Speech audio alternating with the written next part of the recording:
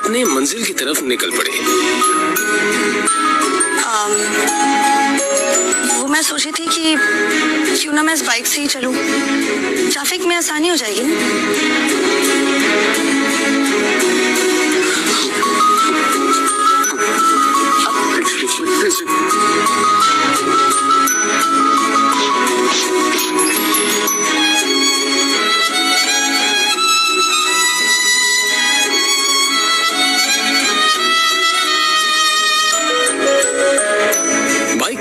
शनाया ने आहान के कंधे पर हाथ रखा तो आहान को एक अलग ही एहसास हुआ। शनाया का भी कुछ यही हाल था। आज वो दोनों पहली बार पूरे होश में एक दूसरे के इतने पास थे। अब आप चलेंगे या किसी और का भी इंतजार है?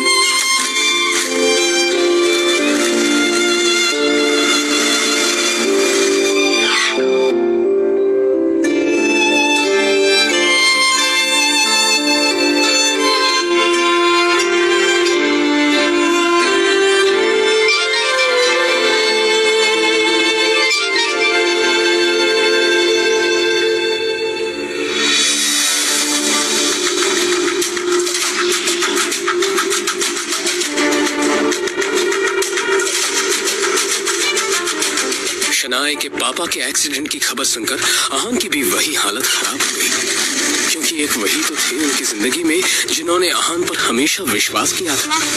शनाया, तुम्हारे पापा आईसीयू में रखा है। आप चिंता मत कीजिए, सब ठीक हो जाएगा। जाके पता करके आते हैं। चलिए। क्या बात है डॉक्टर, कैसी हालत है उनकी? जब उन्हें यहाँ लाया गया तो उनकी हालत बहुत खराब थी और अब उनकी हालत स्थिर है। फिर भी हम उन्हें निगरानी में रखे हुए हैं। फिलहाल उम्मीद है कि उनकी हालत में सुधार हो, और कुछ और होने की आशंका से हम इनकार भी नहीं कर सकते।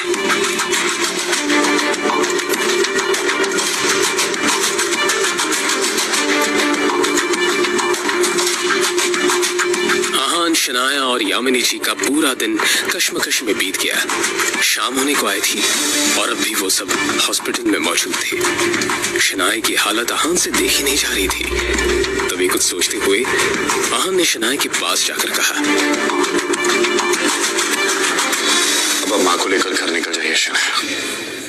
अंकल की देखभाल के लिए मैं यहाँ हूँ। जो भी होगा मैं आपको फोन करता रहूंगा। पर मैं पापा को इस हाल में छोड़कर कैसे जा सकती हूँ? उनकी हालत। देखो शनाया, अंकल के लिए मेरा प्यार आपसे कम नहीं है।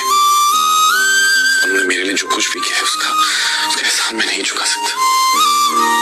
वो मेरे लिए भगवान के समान है। इसलिए मैं कह रहा हूँ आप खुद पर ध्यान दीजिए और माँ को लेकर घर जाइए। मैं यहाँ पे सबको संभाल लूंगा।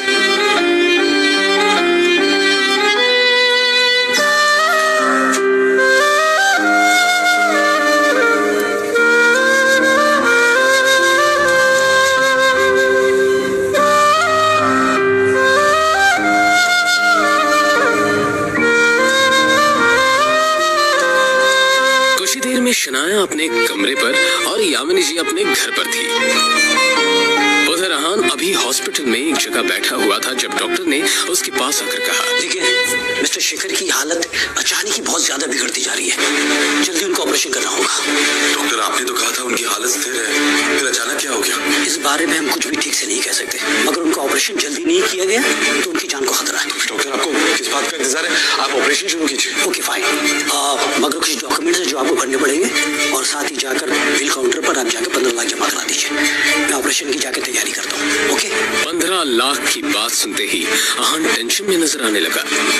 उसने शनाया को कॉल करने के लिए फोन निकाला ही था कि तभी उसके सामने विक्रम खड़ा दिखाई दिया, जो आहान की तरफ देखकर मुस्कुरा रहा था। उसे देखते ही आहान के दिमाग में ढेर सारे डाउट्स आ गए और वो विक्रम के पास जाकर बोला, आप यहाँ पे क्या कर रहे हैं? वैसे शनाया पैसे का इंतजाम आसानी से कर लेंगे, लेकिन आपने ये सोचा है यंग मास्टर कि ये सब अपने आप कैसे हो गया? यह एक्सीडेंट तुम्हारे पापा के कहने पर ही करवाया गया है। हिम्मत कैसे हुई ये करवाने की? आदित्य रायजादा की हिम्मत इतनी ज्यादा है कि उनके एक इशारे पर शेयर मार्केट हिल सकता है। ये तो एक मामूली सा एक्सीडेंट है। ये आपने सही नहीं किया और इसकी कीमत आपको चुकानी ही होगी। बस 15 लाख की तो कीमत है और मैं वो पूरी देने के लिए तैयार हूं। रायजादा ग्रुप को अपना लो। वैसे भी इस कंपनी के सामने 15 लाख ऊंट के मुंह में जीरे समान है। ये पैसे तो तुम्हें देने ही होंगे, लेकिन अंकल के एक्सीडेंट का हिसाब मैं बाद में लूंगा, लेकिन तुम्हारी बात कभी नहीं मानूंगा। वैसे भी अगर मैं तुम्हें पैसे ना दूं तो तुम्हारा काम रुकेगा नहीं। शनाया है तुम्हारे पास, क्यों?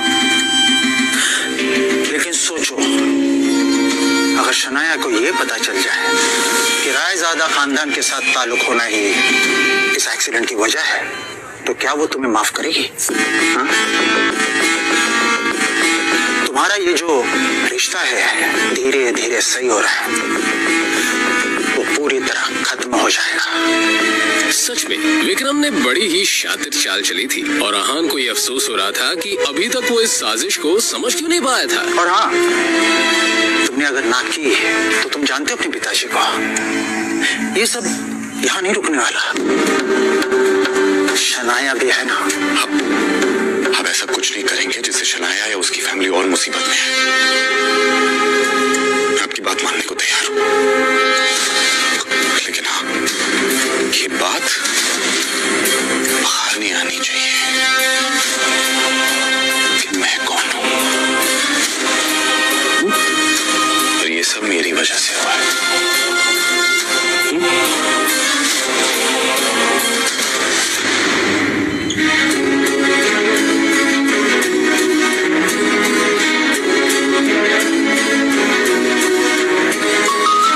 शनाया को उसके पापा की हालत के बारे में बताया और फिर जरूरी फॉर्मेलिटीज पूरी करने के बाद उनका ऑपरेशन शुरू हो गया।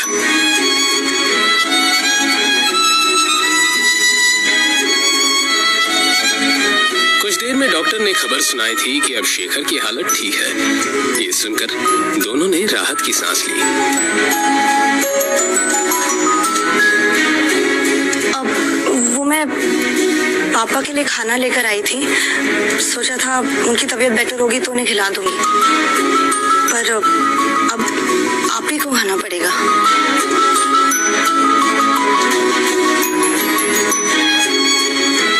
अब भिंडी की सब्जी है। आहान को सच में भूख लगी थी। उसने टिफिन खोला तो अंदर भिंडी की सब्जी रखी हुई थी जो आहान को बहुत पसंद थी। तभी उसे शनाया की बात याद आई कि उसने खाना पापा के लिए बनाया था, मगर उसके पापा शेखर को तो भिंडी से सख्त नफरत थी। मतलब साफ था कि शनाया ने ये खाना आहान के लिए बनाया था। पापा, मैंने क्या?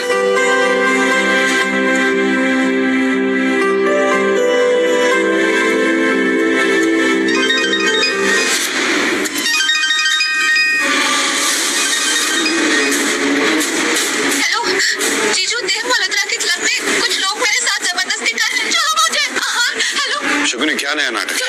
शगुन के रोने की आवाज और गुंडों के हंसने की आवाज आहान के कानों में साफ पड़ रही थी। शनाया, मुझे कुछ जरूरी काम है, मैं बस कुछ ही देर में आता हूँ।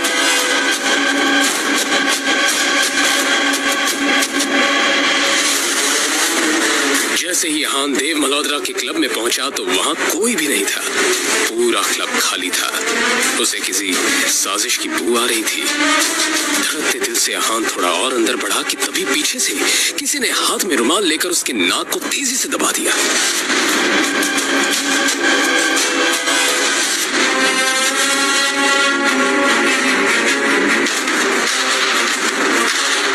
आखिर क्या होने वाला है आहान के साथ? क्या है शौर्य और शगुन की साजिश?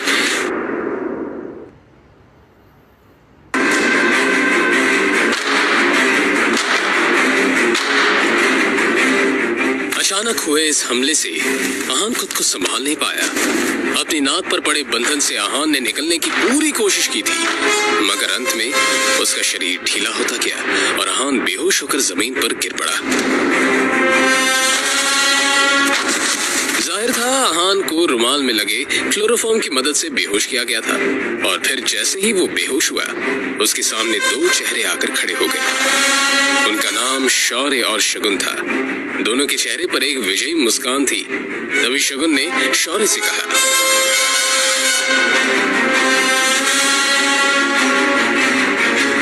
इसके बाद क्या हुआ कुछ पता नहीं चला। अगली सुबह जब आहान की आंख खुली तो उसे अपने कमरे में पाया।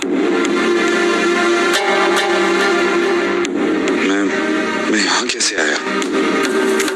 रात के बारे में याद आती ही आहान चौंक पड़ा। क्या हुआ है मेरे साथ?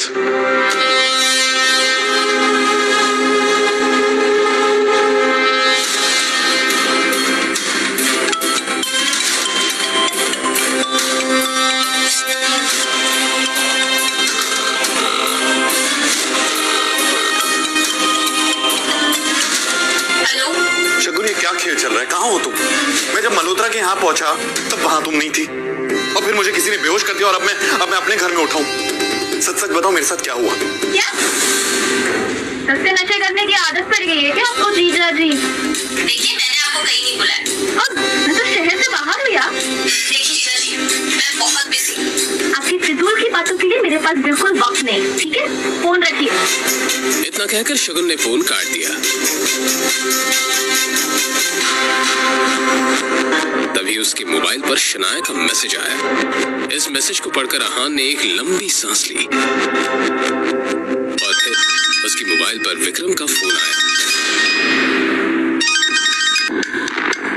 फोन उठाते ही विक्रम ने कहा, अब आप अपना काम शुरू कर सकते हैं। फिलहाल आपके रहने के लिए रोजवुड स्प्रिंग में एक घर बुक कर दिया। आप जाकर देख सकते हैं, मगर उस कार्तिक कोहली से बचकर रहना। वो बहुत ही चालाक है और अपना काम निकालने में काफी माहिर। रोजवुड स्प्रिंग के बारे में आहान ने बहुत सुन रखा था। एक फ्लैट की कीमत भी वहाँ 50 करोड़ से कम नहीं थी। उसे याद था कि शनाया को ये जगह बहुत पसंद थी। अरे रुको रुको, कौन हो तुम और इस तरह से अंदर क्यों जा रहे हो? वो मुझे यहाँ पे घर खरीदना है, बस वही देखने जाऊंगा। अरे भाई आजकल तो कोई भी ऐसे ही इधर मुंह उठा के चला आता है और तुम्हारी तो इधर देखने तक की भी औकात नहीं है और बातें बड़ी बड़ी कर रहे हो। चलो निकलो ऐसे, निकलो। एक तो किसी के कपड़े देखकर उसे जज करना गलत बात होती है और यहाँ हर गेस्ट के साथ आप ऐसी बात करते हैं क्या? मुझे जाने। अरे जाओ जाओ निकलो, अरे गाड़ी लेके निकलो, चलो। और फिर इस तरह से उनके बीच बात काफी बढ़ गई। आहान उसको थप्पड़ मारने ही वाला था कि तभी पीछे से एक आवाज आई। आहान ने पलटकर उस तरफ देखा तो रोजवुड स्प्रिंग का मालिक कार्तिक कोहली खड़ा हुआ था। कार्तिक कोहली उन गार्ड्स के नजदीक आकर बोला, सर इन्हें माफ कर दीजिए, इनकी तरफ से मैं आपसे सॉरी बोल। शायद तुम गेस्ट से बात करने की तमीज भी भूल चुके हो। तुम्हें पता भी है सामने कौन खड़ा है। सॉरी सर, निकलो आउट। इतना कहकर कार्तिक कोहली आहान को अंदर ले गया। इन्हें मैं कौन हूँ ये बताने की कोई जरूरत नहीं है। बस इन्हें ये पता होना चाहिए कि अगर कोई गरीब भी यहाँ पे आ जाए ना तो उसके साथ भी सलीके से पेश आना चाहिए। जी जरूर। अब वैसे मुझे पता था आप यहाँ आने वाले हैं, बस इन्हें बताना भूल गया। वैसे मैंने आपके लिए लंच का इंतजाम किया, चलिए जरा हमें भी मौका दीजिए। आपका ये रोजवुड स्प्रिंग्स काफी पॉपुलर हो रहा है, पर मुझे लगता है अगर इस पहाड़ी इलाके में इसका एक्सपेंशन हो पाए ना तो ये जगह देश भर में मशहूर हो जाएगी और बड़े बड़े लोग आकर खरीदारी करना पसंद करेंगे। आप सही कह रहे हैं मिस्टर रायजादा, मगर क्या है कि इसके लिए बहुत सारे पैसों की जरूरत हो जो फिलहाल तो मेरे पास नहीं है। अगर आप चाहें तो इस प्रोजेक्ट में मैं इन्वेस्ट कर सकता हूँ। ये तो मेरे लिए बड़े नसीब की बात होगी। मुझे आपका ये फैसला मंजूर है। और फिर इस तरह से यहाँ एक डील फाइनल हो गई। कार्तिक कोहली बहुत ही खुश था। तो ठीक है, मैं चलता हूँ। अरे मिस्टर रायजादा, बाहर धूप बहुत है, आप मेरी गाड़ी लेकर जाइए प्लीज।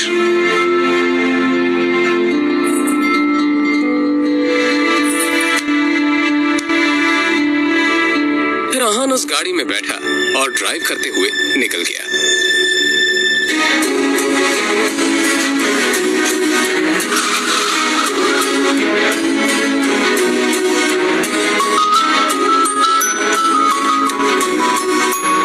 इधर अहान अब शनाया के ऑफिस के बाहर पहुंच चुका था। आज वो इस गाड़ी पर शनाया को ले जाने वाला था। बाहर निकलते ही शनाया हैरानी से अहान को देखकर बोली, ये इतनी महंगी गाड़ी रेंट करने की क्या जरूरत थी? अली आप टेंशन मत लीजिए, इसे मेरे एक दोस्त ने ऑफर किया। आप चलिए चलते।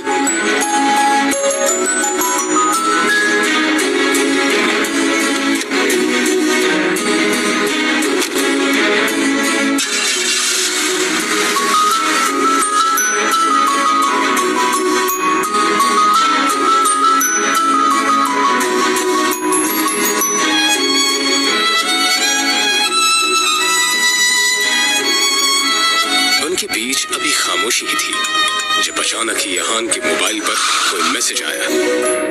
अहान ने एक हाथ उठाकर देखा तो शौर्य का मैसेज था। उस मैसेज को खोलते ही अहान का हाथ लड़खड़ा गया। क्या हुआ? कुछ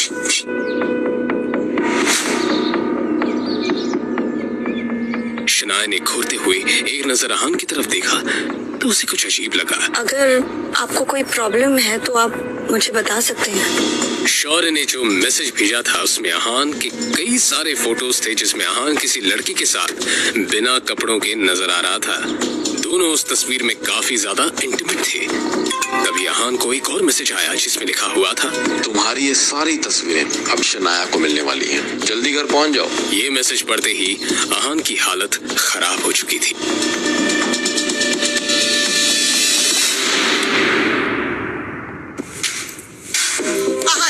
निकल जाओ इस घर से। धब्बा तो तुम थे ही, अब कलर बन चुके। तुम्हारी हिम्मत कैसे हुई मेरी बेटी को धोखा देने की? हाँ,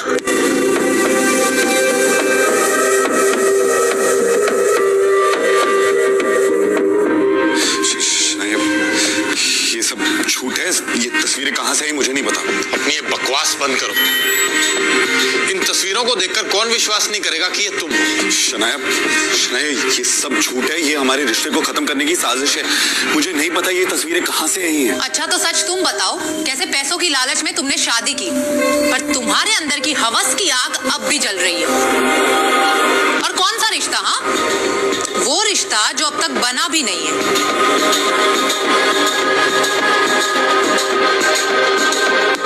शनाया, सामने डिवोर्स पेपर्स हैं, चुपचाप उसे साइन करो। इस आदमी के साथ मैं तुम्हें एक मिनट के लिए भी बर्दाश्त नहीं कर सकती।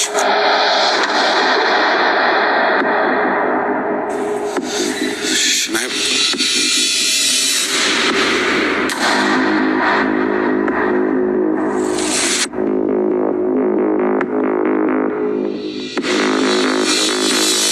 इंस्टॉल कीजिए पॉकेट FM और फ्री में सुनिए दुनिया भर में हंगामा मचाने वाली ये जबरदस्त कहानी सीक्रेट अमीरजादा।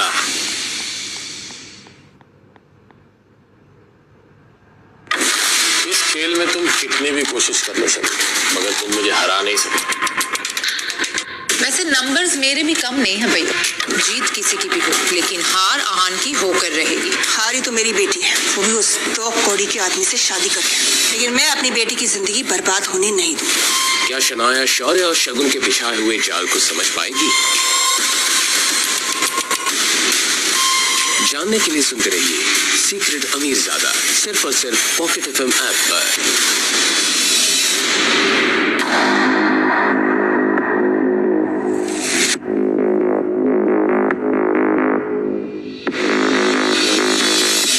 सोच क्या रहे हो शनाया? साइन करो पेपर्स को और आजाद हो जाओ इस आदमी के बंधन से। वैसे भी बेइज्जती के अलावा ये दे ही क्या रहा है तुम्हें? शगुन बिल्कुल सही कह रही शनाया। इस पेपर पे साइन करो, मारो इसके मुंह पे। हिम्मत कैसी हुई इसकी तुम्हें धोखा देने की? लेकिन अचानक ही शनाया ने हाथ में पकड़ा हुआ पेन फर्श पर फेंक दिया। ये देखकर शौर्य और शगुन का मुंह खुला का खुला रह गया। तभी यामिनी जी चिल्लाते हुए बोली, शनाया, ये तुम क्या कर रही हो? इस आदमी ने तुम्हें धोखा दिया है बेटा। शनाया, पागल हो गई हो क्या?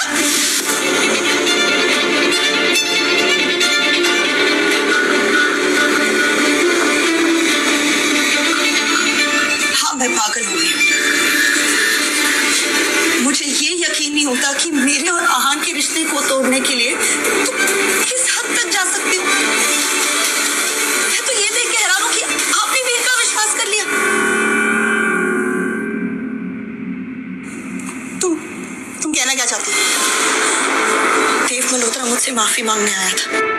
उसी ने मुझे बताया कि शौर्य और शगुन ने धोखे से आहान को उसके क्लब में बुलाया था और इस सब में मल्होत्रा ने भी बराबर साथ दिया इनका। आहान को बेहोश करके तस्वीरें खींची गई और उसी बुनियाद पे कि हमारा रिश्ता तोड़ना चाहते हैं। कौन मल्होत्रा? मुझे नहीं पता। तुम्हें जरूर किसी ने झूठी कहानी सुनाई है।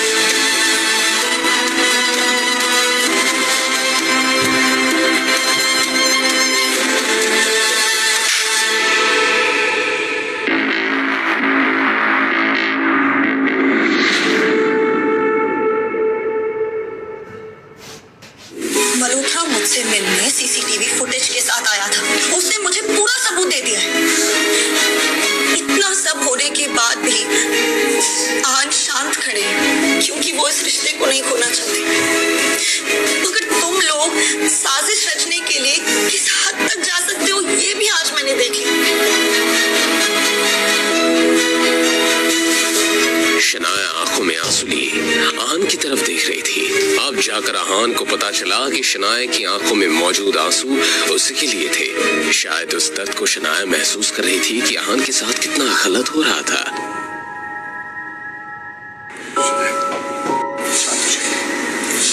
इससे पहले कि मैं तुम दोनों को घर से धक्के मार के बाहर निकाल दूं, अच्छा यही होगा कि तुम खुद यहाँ से निकल जाओ और दोबारा इस घर में कदम रखने की सोचना भी मत।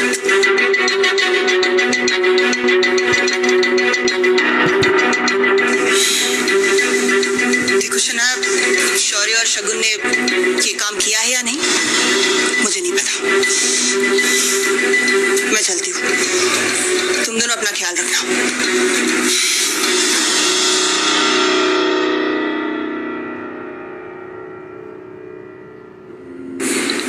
मुझे इस सब के बारे में एक बार तो बताना चाहिए था। कम से कम इतना भरोसा तो है मुझे आप पर।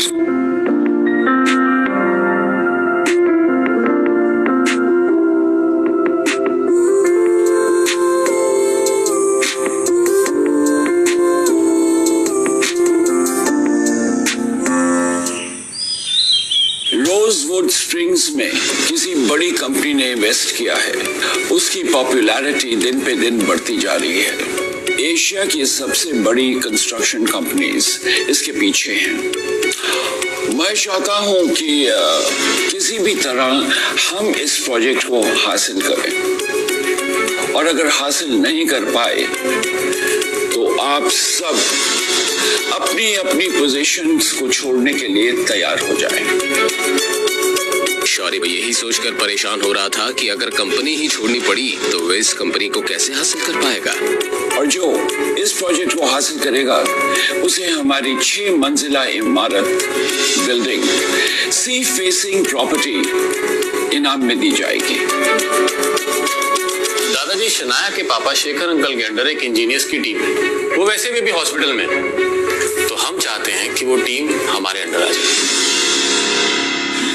इससे इस प्रोजेक्ट को लेके मैं काफी कॉन्फिडेंट हूँ। मगर पापा से पहले ही कई चीजें छीन ली गई हैं। अब अगर उनसे ये टीम भी ले ली गई तो उनके पास बचेगा ही क्या? सही तो कह रहा है शौर्य। अंकल हॉस्पिटल में है, न जाने उन्हें ठीक होने में कितना वक्त लग जाए। उन्हें ये टीम शौर्य के हवाले कर ही देनी चाहिए।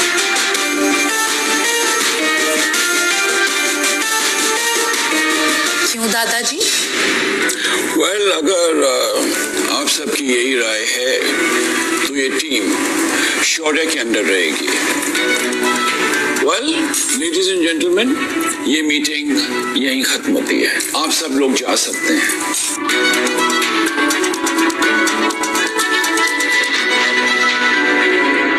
मुझे किसी भी कीमत पे इस प्रोजेक्ट को हासिल करना ही होगा, नहीं तो कहां मैं इस कंपनी को हासिल करना चाहता हूं, कहीं मैं अपनी पोजीशन से भी हाथ ना धो बैठूं।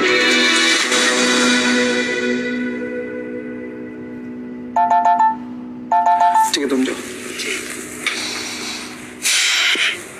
हेलो, मैं गिल कंस्ट्रक्शन से शौर्य गिल बात कर रहा हूँ और मैं आपकी कंपनी में एज अ बिल्डर एक प्रोजेक्ट लेना चाहता हूँ। उन्हें भी तू और इस तरह फोन पे प्रोजेक्ट डिस्कस कर रहा है। दिमाग से पैदल है क्या? समझता क्या है अपने आप को? सर मैंने सिर्फ आपको ये बताने के लिए फोन किया है कि कल मैं आपसे मिलने आने वाला हूँ और मुझे ये प्रोजेक्ट किसी भी हालत में चाहिए। अच्छा, किसी भी कीमत पर? भिखारी के बच्चे, तू मुझे कीमत का रौब दिखा रहा है? तो कल आ, बकायदा आ मेरे ऑफिस में कल। पूरी प्रेस कॉन्फ्रेंस मैनेज करके रखी है मैंने, वहीं पे तुझे और तेरी कंपनी की औकात दिखाऊंगा मैं।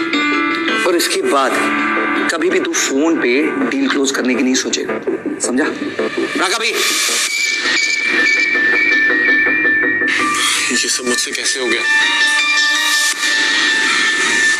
अब मैं वहां कैसे जाऊंगा? प्रोजेक्ट देना तो दूर, अभी हर्ष मेहरा हमारी इज्जत नीलाम करना चाहता है। इतना क्यों घबरा रहे हो भाई? शनाया है ना, कंपनी का नाम रोशन करने के लिए।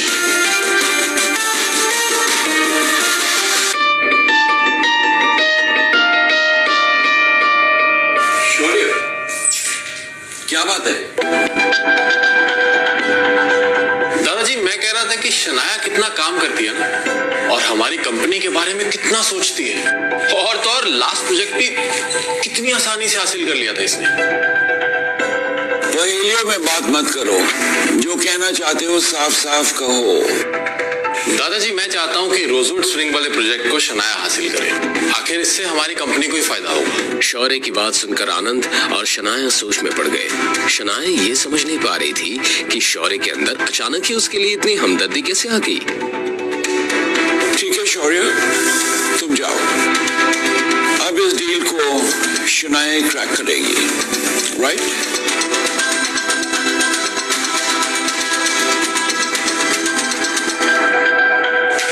शनाया तुम मीटिंग के लिए चलो, हम लोग थोड़ा सा काम खत्म करके आ रहे हैं।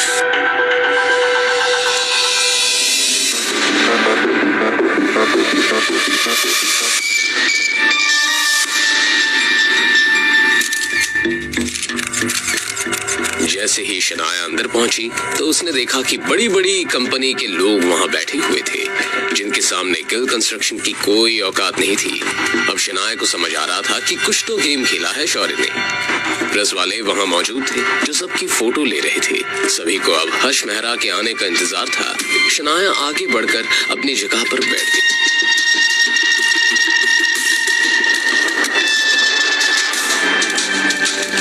यहाँ पे क्या गिल कंस्ट्रक्शन से कोई आया है? अब जी मैं हूँ शनाया गिल। मैं यहाँ गिल कंस्ट्रक्शन को रिप्रेजेंट करने आई हूँ और इस प्रोजेक्ट को हासिल करना चाहती हूँ। ओके, आप एक काम कीजिए, आप यहाँ आ जाइए, आप ही से शुरुआत करते हैं। सभी लोग शनाया की तरफ अजीब सी नजरों से देखने लगे। शनाया आगे बढ़ी। हर्ष के चेहरे पर एक ऐसी स्माइल थी जिसका अंदाजा लगाना मुश्किल था कि उसके दिमाग में चल क्या रहा है। शौर्य और शुगन भी मीडिया की भीड़ में खड़े उस पल का इंतजार कर रहे थे जब हर्ष मेहरा बोलना शुरू करे और शनाया को वहां से बेइज्जत करके भगा दे। सो ये है शनाया गिल, गिल कंस्ट्रक्शन की तरफ से। इन्हीं की कंपनी से मुझे एक कॉल आया और अब ये चाहती हैं कि मैं इन्हें प्रोजेक्ट दे दूं। कैसे करेगी शनाया अपनी बेइज्जती का सामना? क्या होगा अंजाम शगुन और शौर्य के गंदे खेल का? क्या आहान सच में मेरी इतनी केयर करते हैं? मैं जो भी कहती हूँ सुन लेते हैं। आज भी शनाया के लिए कुछ स्पेशल करूंगा, उसके लिए जितना करूं। आहान आपसे हर बार यही कोशिश करूंगी कि आप खुश रहें। शनाया, आज का दिन हमारी लाइफ का बेस्ट दिन होगा। आज का दिन तुम कभी नहीं भूलोगे। मैं आ रही।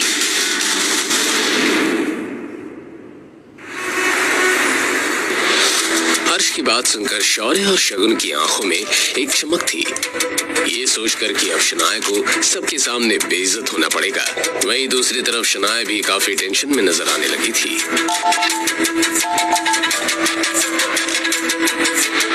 Excuse me guys, hello.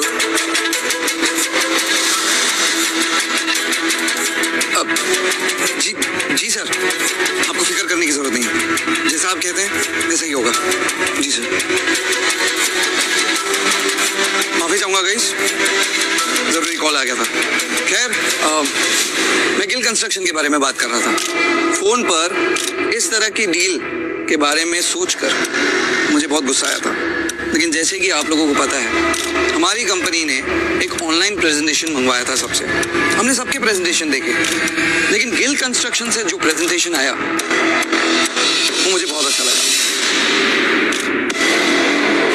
मेरा मानना है कि ये प्रोजेक्ट शनाया गिल को मिलना चाहिए। हर्ष के इतना कहते ही वहां बैठे सभी लोगों की आंखें चौड़ी हो गई। खुद शनाया हर्ष को एक टक देखे जा रही थी, जैसे अभी अभी जो हुआ उस पर शनाया को यकीन ही नहीं हो रहा था। और इसलिए ये प्रोजेक्ट गिल कंस्ट्रक्शन को जाता है।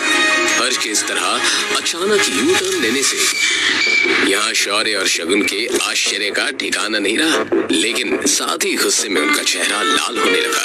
The meeting is over, guys.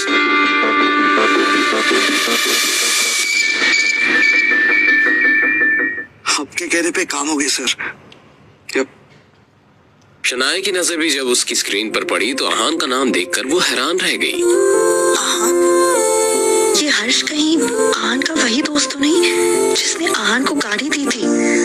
और लगता है ये काम भी आहान ने ही किया है।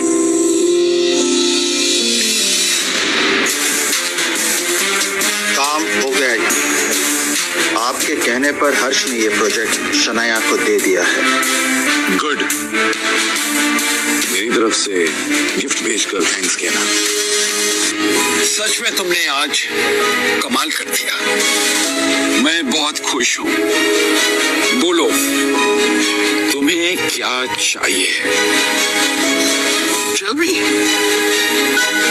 दादाजी, पापा की इंजीनियर्स की टीम लौटा दीजिए। ओके, सारे इंजीनियर्स की टीम तुम्हारी, और साथ ही साथ वो 6 मंजिला इमारत, सी फेसिंग अपार्टमेंट, वो भी तुम्हारा इनाम में। क्या बात है, तुम दोनों के मुंह क्यों उतरे हुए हैं? अरे तुम्हें तो खुश होना चाहिए। जो काम तुम नहीं कर सके शनाया ने कर दिखाया। इंजीनियर्स की टीम शनाया को नहीं मिलनी चाहिए, और मैं ऐसा नहीं होने दूंगा। तुम ये डील क्रैक करने के लिए हर्ष मेहरा के साथ सोई हो ना?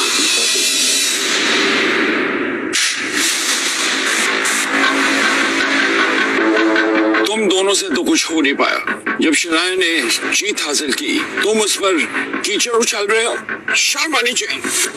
और रही बात इंजीनियर्स की, तो मैंने सारे इंजीनियर्स की टीम शनाया को दे दी है। जिसे भी कोई प्रॉब्लम हो वो कंपनी छोड़ सकता है। इतना कहकर आनंद गिल वहां से चले गए।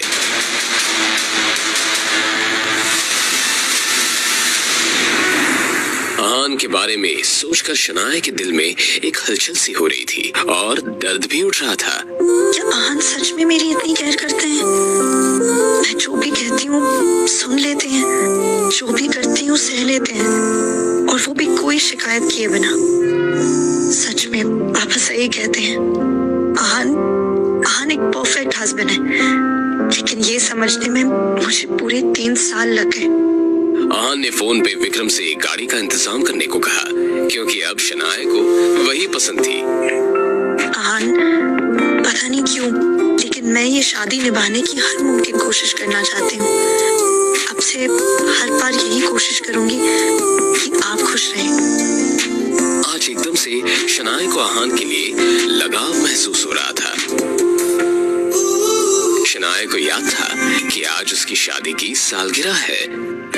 याद तो आहान को भी था, मगर दोनों एक दूसरे को सरप्राइज देना चाहते थे।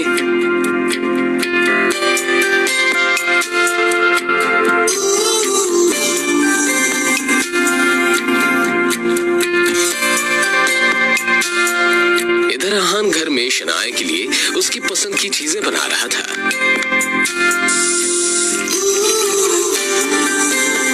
ऑफिस के काम से मुझे थोड़ा लेट हो जाएगा।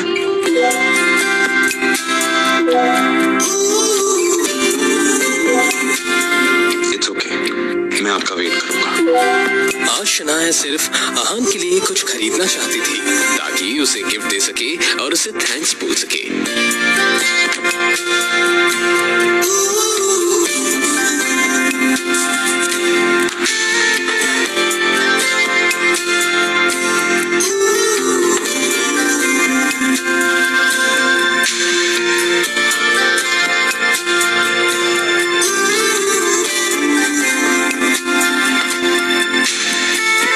शनाया अभी तक नहीं आई थी। आहान ने उसका नंबर लगाया तो वो भी नहीं लग रहा था। आहान को लग रहा था कि शायद शनाया को आज का दिन याद नहीं है, मगर वो जानता था कि पहले भी उन्होंने उस दिन को सेलिब्रेट नहीं किया था, इसलिए इस दिन को भूल जाना कोई बड़ी बात नहीं थी।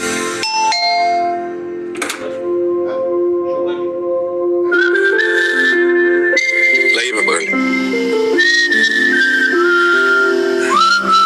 कैसा रहा आज का दिन? बहुत अच्छा। कहते हुए शनाया आहान के चेहरे को देखकर ये जानने की कोशिश करने लगी कि उसे कुछ याद भी है या नहीं। वैसे आज कुछ है शायद, इसीलिए मैं ये गिफ्ट लेकर आई थी आपके लिए।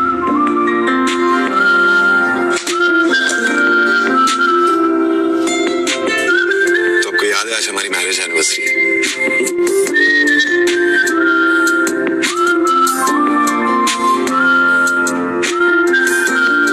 ये घड़ी हमेशा हमें अपने इस अच्छे वक्त की याद दिलाती रहेगी और इस विश्वास और भरोसे को हमेशा जिंदा रखेगी।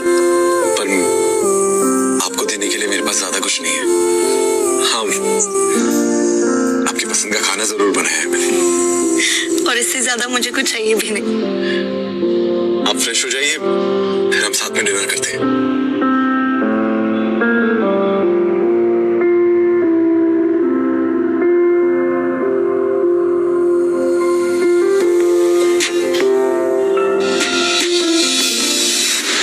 घर के सामने एक लग्जरी कार आकर रुकी।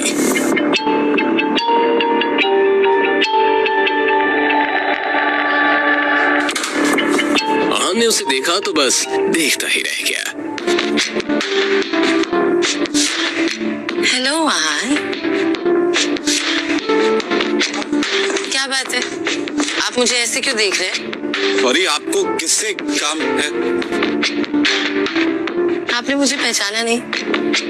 नहीं, ऐसा लग रहा है मैंने आपको कहीं देखा है, मगर कुछ याद नहीं आ रहा। कैसी बातें कर रहे हैं आप आहान? हम पहले कितनी बार मिल चुके हैं। मैं निया हूँ। निया। कौन निया? क्या कर रही हैं आप? कौन है आप? अरे अभी तो आपने कहा कि आपने मुझे पहले कहीं देखा है, और इतनी जल्दी आप मुझे कैसे भूल सकते हैं? हाँ, ये हम कोई पहली बार थोड़ी कर रहे हैं।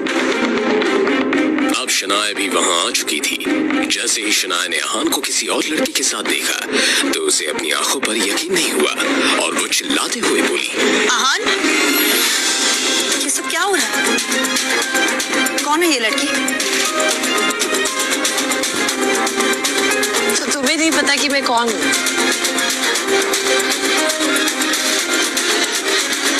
तो फिर सुनो, मैं आहान की वाइफ।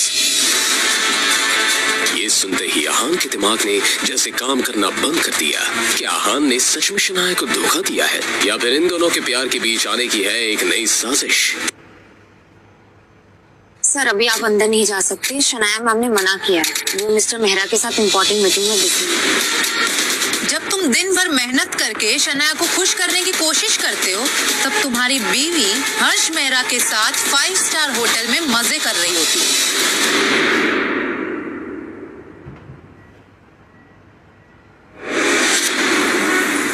तो तुम्हें नहीं पता कि मैं कौन हूँ? अच्छा तो फिर सुनो, मैं आहान की वाइफ। निया की बात सुनकर आहान के दिमाग ने जैसे काम करना ही बंद कर दिया था। इधर शनाया निया की तरफ बढ़ी और बोली, क्या बकवास कर रही हो तुम? आहान मेरे पति हैं।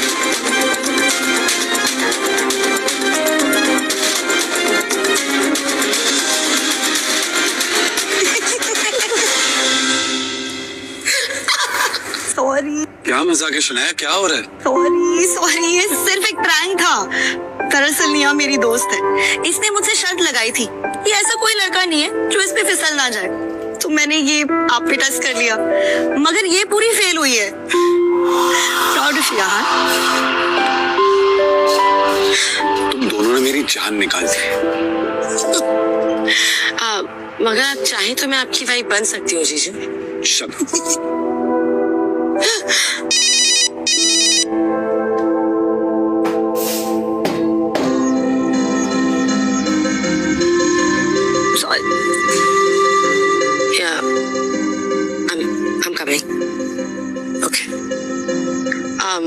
I'm sorry शनाया, मुझे जाना होगा, थोड़ा अर्जेंट काम आ गया है। क्या निया, मैंने यहाँ तुम्हें सेलिब्रेट करने के लिए बुलाया था। I know, I understand, पर ये थोड़ा अर्जेंट काम है, पर टाइम मिला तो हम फिर मिलेंगे। हाँ बाय शनाया।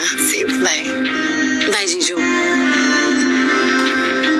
पिछले 6 घंटों से शौर्य उसी पोजीशन में था। अब तो उसके पैरों में सेंसेशन भी नहीं हो रहा था। उसने इरिटेट होते हुए अपने आप से ही कहा, पता नहीं है पापा इतनी देर से अंदर क्या कर रहे हैं। क्या वो दादाजी को जल्दी नहीं मना सकते? सर मैं चलता हूँ। ठीक है। क्या मुझे दादाजी ने माफ कर दिया? हाँ, लेकिन मैं तुमसे अभी भी नाराज हूँ। तुम्हें दादाजी की लिमिट को क्रॉस नहीं करना चाहिए था। जब उन्होंने कहा कि वो शनाया को इंजीनियरिंग वापस करना चाहते हैं, तो तुम्हें उनके अगेंस्ट नहीं जाना चाहिए था। वो हमारी फैमिली के बड़े हैं और तुमसे भी बहुत प्यार करते हैं। तुम्हें उनकी और उनके डिसीजन की रिस्पेक्ट करनी चाहिए। आई एम सॉरी पापा, मैं मेक श्योर करूंगा कि आगे से कभी ऐसा ना हो। शौर्य ने बहुत ही ईमानदारी से माफी मांगी। शौर्य, प्रोजेक्ट की चिंता तुम मत करो। कल तुम्हारे दादाजी मनाली जा रहे हैं। उनके निकलने से पहले हमें उन्हें मिलने जाना है।